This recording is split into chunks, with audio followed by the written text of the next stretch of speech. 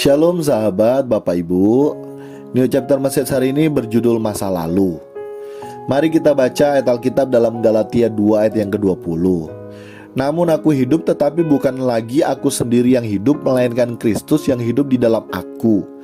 Dan hidupku yang kuhidupi sekarang di dalam daging adalah hidup oleh iman dalam Anak Allah yang telah mengasihi aku dan menyerahkan dirinya untuk aku. Sahabat, Bapak Ibu yang terkasih dalam Tuhan kita Yesus Kristus, semua kita memiliki masa lalu. Dan tidak semua masa lalu kita itu baik-baik saja. Tidak sedikit dari kita memiliki masa lalu yang suram, bahkan menyakitkan, menyedihkan. Ada yang masa lalunya sejak kecil sudah ditinggalkan oleh kedua orang tuanya karena meninggal.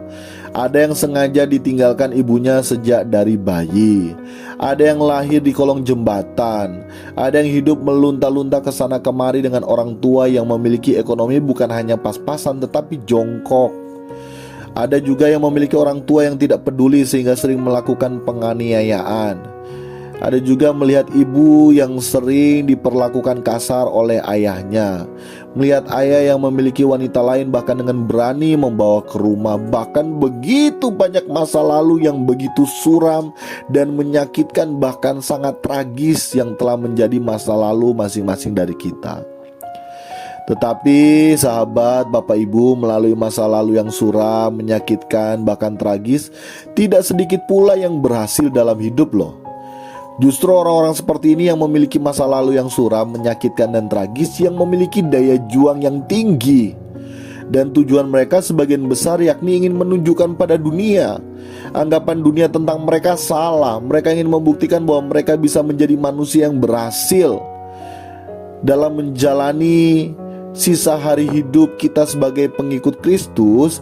Kita juga tentunya memiliki masa lalu yang suram, menyakitkan, bahkan tragis juga seperti kebanyakan orang. Nah, pilihan kita menentukan akan menjadi apa kita ke depannya. Ini yang penting ya sahabat Bapak Ibu.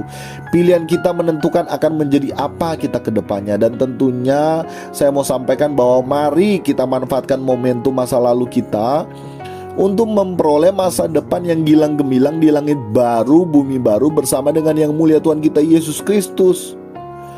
Banyak orang dunia memiliki masa lalu yang suram, menyakitkan, bahkan tragis, memiliki masa depan yang lebih baik. Tetapi masa depannya hanyalah masa depan hidup di dunia saat ini.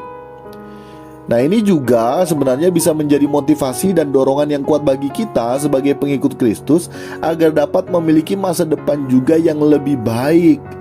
Tapi ingat ya, bukan masa depan di dunia saat ini, melainkan masa depan nantinya di kekekalan, yakni di langit baru, bumi baru. Sehingga kita patut bersyukur atas setiap kejadian dalam hidup kita. Jadi tidak penting masa lalu kita, tetapi yang terpenting adalah langkah demi langkah yang akan kita ambil untuk merubah masa lalu kita menjadi masa depan yang indah bersama dengan Tuhan Yesus Kristus di keabadian. Dahulu kita hamba dosa, tetapi sekarang kita akan berjuang bersama untuk berkemas pulang dan menjadi seperti Yesus. Sehingga mulai saat ini kita bisa katakan sayonara masa lalu. Tuhan Yesus memberkati kita sekalian. Amin. Amin.